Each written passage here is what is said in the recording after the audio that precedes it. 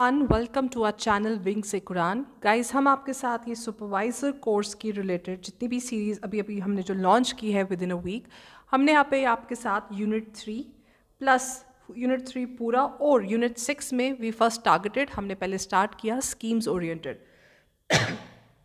इसके बाद जैसे ही हमारी स्कीम्स हो जाएंगी हम लोग इसमें और जैसे मैं आपको सिलेबस दिखा देती हूँ। ये यूनिट 6 का आपका सिलेबस है। मैंने आपका यहाँ से पढ़ाना शुरू किया था। Of course the target was कि एक बार स्कीम्स ओरिएंटेड हमें जितने भी पॉइंटर्स है वो अच्छे से याद हो जाए। हमारा जो पैटर्न भी है आपको क्विक अपडेट्स देने का, पॉइंटर्स टाइम पे शेयर करने का। Trust me, this will help you a lot. उसके बाद फिर हम आराम से आपका जो एडॉप्शन फॉस्टर ये सब है इसके रिलेटेड भी हम डील कर लेंगे आपका यूनिट 6 में। Just a quick update guys, हमारे यहाँ हम लोग यहाँ पे फॉरेस्टर सीरीज़ जल्दी ही शुरू कर रहे हैं। फॉरेस्टर टेस्ट सीरीज़ हमारी जल्दी स्टार्ट होने वाली है 10 फरवरी से। ऑफ कोर्स आप कभी भी ज्वाइन करिए अपने कंफर्ट और अपने रिवीजन के हिसाब से। 10 सेक्शनल टेस्ट इसमें रहेंगे। बहुत एम्फेसिस आपका उन कंपोनेंट्स पे स्पेशली साइंस एंड मैथ्स पे जाएगा जिनकी काफ़ी मार्क्स जो होल्ड करते हैं आपका। और ऑफ कोर्स इवेंचुअली लास्ट में हमारा 5 फुल लेंथ टेस्ट सीरीज़ भी आ जाएगा। गाइस, हमारा सुपरवाइज़र का बहुत online as well as offline course available है। ऑनलाइन हमारे ऐप पे आप हमारा ऐप विंग्स एक उड़ान डाउनलोड करिए। ऐप ठीक है, विंग्स एक उड़ान डाउनलोड करिए। वहाँ पे आपको हमारी लेक्चर सीरीज़ दिखेगी। All the lectures are updated, recently updated I mean recorded lectures सब अपडेटेड है आपके लिए। ऑफलाइन बैच में भी आप हमारे पास आ सकते हैं। यहाँ पे हमारे केनाल रोड ब्रांच में, यहाँ पे हमने नंबर्स नीचे शेयर किए हैं। So I hope to see you guys soon. अब आ जाते हैं मुद्दे पे जो है हमारा यूनिट 6। और आज हम आपके साथ जो स्कीम्स डिस्कस करेंगे वो आपके सिलेबस और ओरिएंटेड बहुत इंपॉर्टेंट बन जाती हैं, क्योंकि स्टेट जिस स्टेट को हम बिलोंग करते हैं, स्टेट/यूटी को जिसको बिलोंग करते हैं, वहाँ की बनी हुई ये स्कीम है। सो सबसे पहले क्या है, Ladli Beti scheme. As the name suggest, Ladli Beti, that means ये हमारी जो प्यारी राजकुमारी राज दुलारी डॉटर्स है उन पे टारगेट किया गया है। Target in a good way, उनके बेटरमेंट के लिए। देखिए, आज के टाइम पे भी हम लोग जब वर्ड यूज़ करते हैं सेक्स रेशियो, हमने देखा है कैसे सेक्स रेशियो अभी भी इंडिया का उतना नहीं है। सेक्स रेशियो क्या रहता है, कितनी फीमेल्स है पर 1000 मेल्स। 930 होता है, कभी 950 होता है। कुछ स्टेट्स का एक टाइम पे 780 भी था, 750 भी था। विद टाइम आपको पता करके रखना है कि कौन सी स्टेट, कौन सी यूटी का हाईएस्ट एंड लोवेस्ट है, बिकॉज ये एक important question current affairs oriented आपके लिए बन सकता है। अब ये स्कीम क्या टारगेट कर रही है कि जो लड़की है जिसको हमने थ्रू आवर सोसाइटी, अब आपको सोसाइटी का मीनिंग, पर्सपेक्टिव सब पता चल गया है, कैसे सोसाइटी एक लड़की को एज अ बर्डन देखती है। ओके, जब वो एज अ बर्डन देखती है, उसकी रिस्पॉन्सिबिलिटीज़, उसके काम के रिलेटेड जितना भी देखा जाता है सिर्फ एज अ बर्डन देखा जाता है। और उसकी परवरिश में भी कभी कभी फैमिलीज़ रुकावटें लाने की कोशिश करती है एंड दे वांट कि जो मेल चाइल्ड है उस पर ज़्यादा एम्फेसिस किया जाए। ये स्कीम सरकार ने निकाली है कि असिस्ट कर सके बच्चों को, स्पेशली कौन, new born girl child, new born girl children, किसकी, UTs of Ladakh and J and K. Of course अब ये यूटी है, तब ये 2015 में ये स्कीम लॉन्च हुई थी। ये आपके गाइस 2 फेज़ में, इसको हम ऐसे कर लेते हैं, आपका phase 1 and phase 2। Phase 1 and phase 2 में ये डिवाइडेड है। फेज़ 1 में क्या है, आप जब एक लड़की पैदा होती है, ऑफ कोर्स एक कंसर्न्ड जो डॉक्यूमेंट्स हैं वो सरकार को आपको जो देने हैं, आपका जैसे पैदा हुई लड़की का बर्थ सर्टिफिकेट हो गया, डोमिसाइल सर्टिफिकेट पेरेंट का रहता है, address, Aadhaar proof of the girl का, जो गर्ल चाइल्ड का जो पेरेंट है उनका रहता है, आधार नंबर भी रहता है इसमें, बैंक अकाउंट डिटेल्स रहते हैं, plus they want to make sure कि जिस भी फैमिली की ओवरऑल इनकम, ईयरली इनकम 75,000 से कम है वो इस स्कीम को बेनिफिट ले सके। अब ये आपके या मेरे लिए, दैट मीन्स मैं उनको रेफ़र कर रही हूँ जिनका फाइनेंशियल स्टेटस थोड़ा बेटर हो। नॉट दैट जो ये वीडियो देख रहा है सबका है, हमारा ये एक लॉजिक ये है कि जितना इस वीडियो से आपको एक हेल्प मिल सकती है we will try to do that. But अगर 1-to-1 बात हमें कभी करनी पड़े और हमें लगा कि हमारा फाइनेंशियल स्टेटस जो ये रिक्वायर्ड अमाउंट है इससे बेटर है, तो ऑफकोर्स या हम लोग उन लोगों को जानते हैं जिनका फाइनेंशियल स्टेटस इससे बहुत कम है, तो हमारा हक बनता है कि हम उन लोगों की इसमें हेल्प कर सके। अब जब हम फेज़ 1 की गाइस बात करते हैं, यहाँ पे क्या हो जाता है, हर महीने सरकार 1000 रुपीज़ डिपॉजिट करेगी गर्ल चाइल्ड के अकाउंट में, और ये एक रेकरिंग अकाउंट होगा। रेकरिंग अकाउंट क्या होता है, आप सबके पेरेंट्स ने एक रेकरिंग अकाउंट खोला होता है, वो कभी साल के लिए 2 साल के लिए होता है, और हमेशा बोलते रहते हैं कि चलो यार इसमें कम से कम महीने का 1000 रुपये डिपॉजिट कर लो, 2000 रुपये डिपॉजिट कर लो, क्योंकि बाद में इसका इंटरेस्ट रेट वगैरह अच्छा आ जाएगा। यहाँ पे सरकार ने ये खोला है अकाउंट, और यहाँ पे ये बोल रही है 14 साल तक हर महीने 1000 रुपया ऐड होता रहेगा। ओके, इसको किसको बेनिफिट मिलेगा, एक गर्ल चाइल्ड को बेनिफिट मिलेगा। और इसमें बोला जाता है कि इस अकाउंट में सिर्फ ये पैसा जाएगा और एक्स्ट्रा क्रेडिट कुछ नहीं जाएगा। दैट मीन्स कल को दे एक्सपेक्ट कि कोई और बेनिफिशियरी स्कीम आ जाए, या कल को अगर कोई और फैमिली को लगे कि मैं थोड़ा इसमें और अकाउंट में मंथली डालते रहूं, तो वो इसमें अलाउड नहीं कर सकते। क्रेडिट का मतलब यहाँ पे यही आ गया, एक्स्ट्रा पैसे और अपडेट करते रहना। सो इस स्कीम में इस पर्टिकुलर अकाउंट में जो जेके बैंक के द्वारा है, इसमें सिर्फ आपका यहाँ पे क्रेडिट जो जाएगा वो यही सिर्फ आपका 1000 रुपया सरकार की ओर से जाएगा, और एक्स्ट्रा पैसा इसमें नहीं जाएगा टिल द टाइम आप 14 साल के हैं। उसके बाद ये बंद हो जाएगा और इसको फेज़ 2 आपका शुरू हो जाएगा।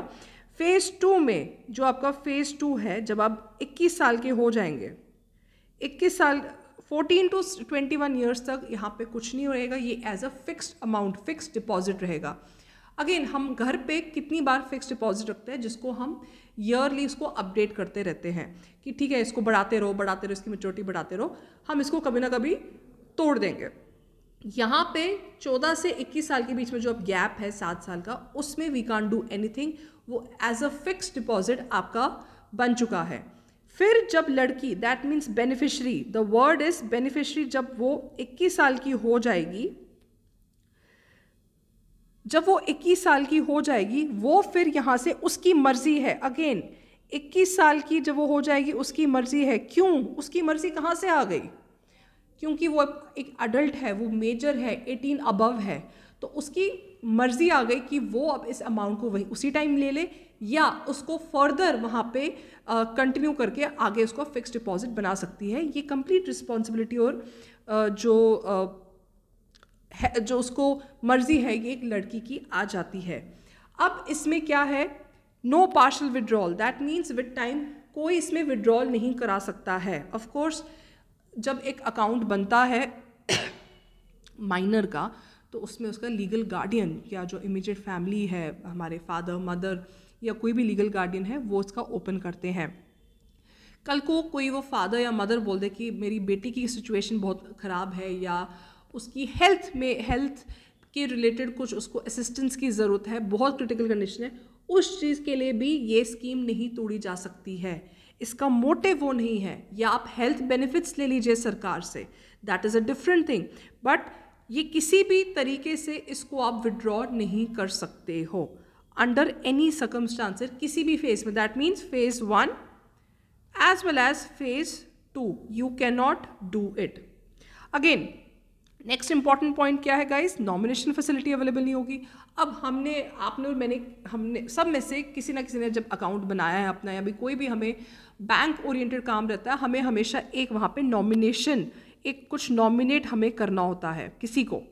यूजुअली हम अपने पेरेंट्स का रखते हैं, या वाइफ या हस्बैंड का रख लेते हैं, नॉमिनेट करते हैं। अगर मेरी मदर ने मेरे नाम पे रखा है, नॉमिनेट रखा है, या मैंने अपनी मदर को नॉमिनेट रखा है, इसमें हम नहीं कर सकते हैं। क्यों, ये सवाल आना चाहिए, बताइए आप मेरे को। साथ साथ कमेंट सेक्शन में भी बताइए रीजंस क्या हो सकते हैं हर पॉइंट के, बहुत ज़रूरी है। जब आपको रीजंस इन वीडियोस के थ्रू पता चल जाएंगे, आप खुद इसका लॉजिक लगाएंगे, ट्रस्ट मी आपको इसके अलावा और रिवीजन की ज़रूरत नहीं पड़ेगी। सो मुझे बताइए यहाँ पे नॉमिनेशन फैसिलिटी की अवेलेबिलिटी क्यों नहीं है। अब माइनर चाइल्ड को किसको नॉमिनेट कर सकता है, किसी को भी नहीं। अगर उसको रखना पड़े कल को फादर का बुरा इंटेंशन हो, वो ही अपने बच्चे को मार दे और बोल दे चल मेरे नाम पे कर ले। इन सबको मद्देनजर रखते हुए एक देखो सेक्स रेशियो इंडिया का, और अगर JNK की बात करें कम है, किस हिसाब से कम है, उसके बहुत सारे रीज़न हो सकते हैं। एंड हमारा इंसान का जो दिमाग है किस लेवल तक जा सकता है, घटिया हो सकता है, वो हम सबको पता है। इसलिए जब भी कोई स्कीम बनती है उनमें हर स्कीम्स में कुछ हार्ड एंड रूल्स फॉलो करने पड़ते हैं। ओके, अब हमने कुछ दिन पहले प्रधानमंत्री मैत्रु योजना पढ़ा था, उसमें हमने देखा था कि कैसे 5,000 की जो इंस्टॉलमेंट है सरकार कैसे 3 में देती है, उसके भी कंडीशंस थे। इन्फेंट मोर्टेलिटी में आपको रिमेनिंग जो इंस्टॉलमेंट था वो नहीं मिलता। ये सब चीज़ें बहुत इंपॉर्टेंट हो जाती हैं आपकी स्कीम्स ओरिएंटेड।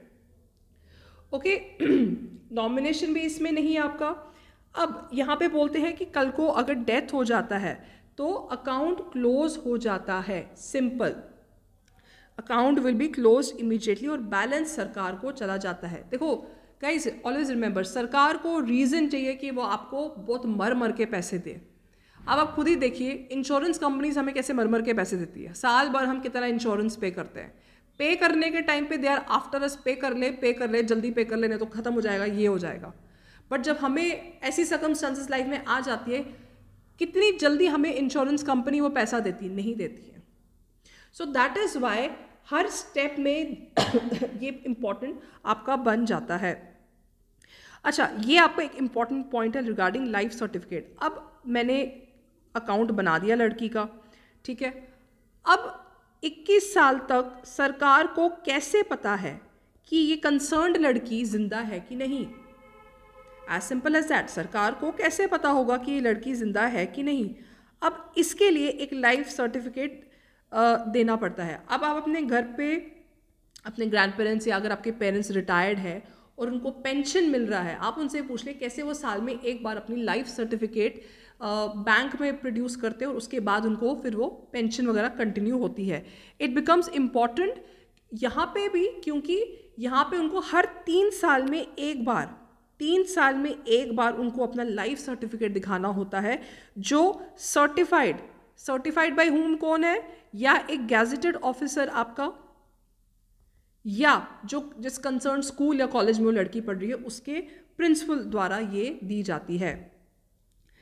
एंड ये हर time, that means every 3 years, plus जब वो मैच्योर हो रही है, आपका कब मैच्योर हो रहा है ये स्कीम, 21 साल में जब वो मैच्योर हो रहा है उस टाइम पे भी ये चीज़ दिखाना ज़रूरी होता है, एक लाइफ सर्टिफिकेट दिखाना ज़रूरी है। सो गाइज, ये सब चीज़ें बहुत इंपॉर्टेंट हो जाती है, क्योंकि लाइक आई सेड, लोचा है, हर जगह लोचा चलता रहता है। अब मैंने आपको इसमें बता दिया बेनिफिशियरी चाइल्ड का एलिजिबिलिटी भी इसमें आ जाती है। कोई भी लड़की जो पैदा हुई है आपकी 1 अप्रैल 2015 को, टेक्निकली उसी टाइम ये स्कीम लॉन्च हुई है। अब इसका क्या रीज़न हो सकता है? ऑफ कोर्स अब जो 2012 या 13 में पैदा हो, बोलेगा यार मेरा स्कीम तब से शुरू करो, नहीं, स्कीम्स का बेनिफिट उसी टाइम से शुरू होता है जब वो लॉन्च होती है। ओके, अब लाइक आई सेड, इसका ऑनलाइन प्रोसेस, इसकी कंसर्न वेबसाइट भी दी गई है, jansugam.jk.in। मैंने आपको डॉक्यूमेंट्स रिक्वायर्ड भी बोल दिए क्या क्या आ जाता है। कल को इसमें कुछ आपके MCQs इंपॉर्टेंट बन जाते हैं, तो क्या बन सकता है, कितनी फ़ेज़ हैं, कितना अमाउंट मंथली पे किया जा रहा है, जो फाइनेंशियल स्टेटस उनका क्या होना चाहिए, उनकी ओवरऑल इनकम किससे 75,000 से ज़्यादा नहीं बढ़नी चाहिए, कब लॉन्च हुई है और कौन से बच्चे इसमें क्राइटेरिया है, 2015 अप्रैल। ओके, ये आ गया आपका लाडली बेटी स्कीम। पॉइंटर्स टाइप से आप याद रखेंगे guys, trust me, on the spot आपको ये सब स्कीम्स याद हो जाएंगी। हमारे प्रीवियस लेक्चर्स भी इसमें रिकॉर्डेड हैं, सब पढ़े हैं हमारे पास। यहाँ पे मैं आपको एक बार दिखा देती हूँ। यूट्यूब पे आप जब जाएंगे, यूट्यूब चैनल पे आप एक बार जब जाएंगे, वहाँ पे आपको हमारे सुपरवाइज़र ओरिएंटेड बहुत सारे लेक्चर्स मिलेंगे। हमारा इनफैक्ट यहाँ पे एक प्लेलिस्ट भी बन चुका है, मैं आपको बता देती हूँ, जस्ट अ सेकेंड। ये प्लेलिस्ट है, पहली प्लेलिस्ट में ही आपको यहाँ पे ऑफ कोर्स एनवायरनमेंट ओरिएंटेड भी, फॉरेस्ट ओरिएंटेड भी आपको एक लेक्चर सीरीज चल रही हैं। यहाँ पे सुपरवाइज़र ओरिएंटेड भी चल रहा है, पहले यूनिट 3 से शुरू हो गया, आप देख लीजिए काफ़ी लोग इसको देख रहे हैं। एंड यूनिट 6 ओरिएंटेड भी इसमें काफ़ी स्कीम्स के हम बात कर रहे हैं, एक एक स्कीम्स को हम डिटेल में, और जैसा JKSSB का पैटर्न है, किस हिसाब से सवाल पूछे जा सकते हैं गाइस, उसी पे हमने फोकस किया है। That means crux and precise. Now let's go move on. ये नेक्स्ट आपका आ जाता है state marriage assistance. Okay, state marriage assistance as the name suggest, अब ये किसको टारगेट कर रहा है? मेरे को तो टारगेट करनी ना मेरे को शादी में इंटरेस्ट है, ना मुझे स्टेट की असिस्टेंस है, बट ये पुअर गर्ल्स को टारगेट कर रहा है। ओके, पुअर गर्ल्स को टारगेट कर रहा है। अब इसमें एक अमाउंट है विच इज़ 50,000। ये इम्पॉर्टेंट है, हमें याद रखना, क्योंकि इसके रिलेटेड कभी सवाल पूछा जा सकता है कि कितना अमाउंट सरकार ने सेट किया है। अब आप लोग सोच सकते हैं कि यार ये 50,000 से क्या हो गया, 50,000 से क्या ही फ़र्क पड़ता है, 50,000 का तो आजकल लहंगा भी आ जाता है, साड़ी भी आ जाती है, तो हम 50,000 का क्या करें। बट अगेन ये आपके या मेरे लिए नहीं बना है, ये उन लोगों के लिए बना है जिनको बहुत रिक्वायरमेंट है। क्यों? क्योंकि गाइस देख लीजिए, ये मैरिज असिस्टेंस पे क्यों फोकस किया गया है। लाइक आई सेड, पुरानी स्कीम के टाइम लड़की को आज भी एज अ बोझ देखा जाता है, एज अ बर्डन देखा जाता है, और उसको देखा जाता है कि उसको शादी की एक रिस्पॉन्सिबिलिटी देखी जाती है। लड़की की शादी इज़ ऑलवेज कंसिडर्ड रिस्पॉन्सिबिलिटी, क्योंकि हमें उसी टाइम पे सबसे ज़्यादा पैसे खर्च करने होते हैं, तो जब वो बर्डन देखा जाता है। अब आप देखिए गाइस, आपने काफ़ी न्यूज़ सुनी होगी, देयर आर सो मेनी, कभी स्टेट गवर्नमेंट्स क्या करती है, मास वेडिंग्स ऑर्गेनाइज करती हैं। आपने देखा होगा, एक ही ग्राउंड में गए हुए हैं, वहाँ पे लड़कियाँ चूड़ा और ये जोड़ा पहन के बैठी होती हैं, अपनी शादी का जोड़ा, वहाँ पे मास वेडिंग हो जाती है। गुजरात में, सूरत में एक बिजनेसमैन है, डायमंड मर्चेंट, जो साल में एक दिन ऐसे ही करता है, मास वेडिंग वो करवा देता है। दैट मीन्स सारा खर्चा जैसे हमने स्टेट का लिए, वो स्टेट उठाती हैं, यहाँ पे जो वो गुजरात का, सूरत का बिजनेसमैन है, वो अपना खर्चे से कर लेता है। यहाँ पे अब स्टेट आपको असिस्ट कर रही है, और ये उसको like I said poor girls के लिए है, जिनको ऑफ कोर्स अपने फाइनेंशियल कंस्ट्रेंट्स के हिसाब से पैसों की कमी है। और इसमें बेनिफिशियरी कौन हो जाती है? अंत्योदय अन्न योजना की हम जब बात करते हैं, अंत्योदय अन्न योजना में ऑफ कोर्स ये एक स्कीम है सरकार द्वारा, जहाँ पे सब्सिडाइज फूड दिया जाता है पुअरेस्ट और पुअरेस्ट फैमिलीज़ को। ये 2000 की बनी हुई है, और ज़्यादा कुछ नहीं, बस एक उसकी बेनिफिशियरी होनी चाहिए। ऑफ कोर्स उसका एक कार्ड बना होता है, तो उसी हिसाब से they will be getting it. Now should be above 18 years of age. Of course legal age लड़की की वही है। यहाँ पे दे वांट टू अवॉइड, ये मेंशन करना ज़रूरी होता है। कभी कभी लोगों को लगता है कि यार इसमें कौन सी बड़ी बात है कि 18 साल मेंशन किया है। बाल विवाह अवॉइड करने के लिए, सपोज 12 साल की लड़की है, 13 साल की लड़की ना हो, उसका अवॉइड शादी करने के लिए ये चीज़ें मेंशन की जाती है। अब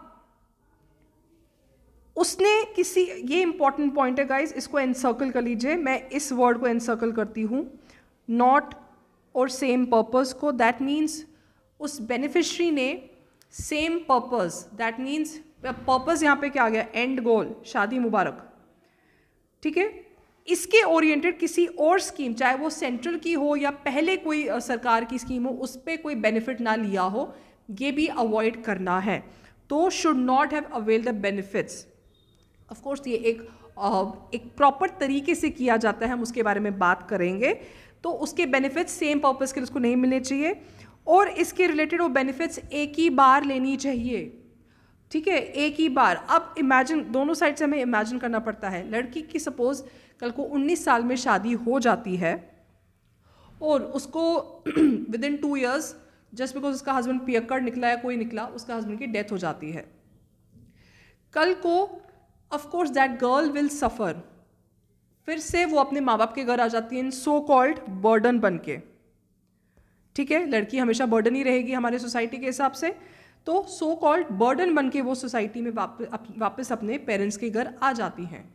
वापस उसकी नई शादी करने पे उसको इसकी हेल्प नहीं मिलेगी। अब अगर इसको मैं दूसरे साइड से भी देखूं, कल को उसको डिवोर्स भी मिल सकता है, उसका पति उसको छोड़ भी सकता है उसके बाप के बोलने पे। देखिए वर्स्ट कम वर्स्ट सिचुएशन हमें सोचने पड़ते हैं, तभी ये स्कीम्स में इतने स्ट्रिक्ट रूल्स बने होते हैं।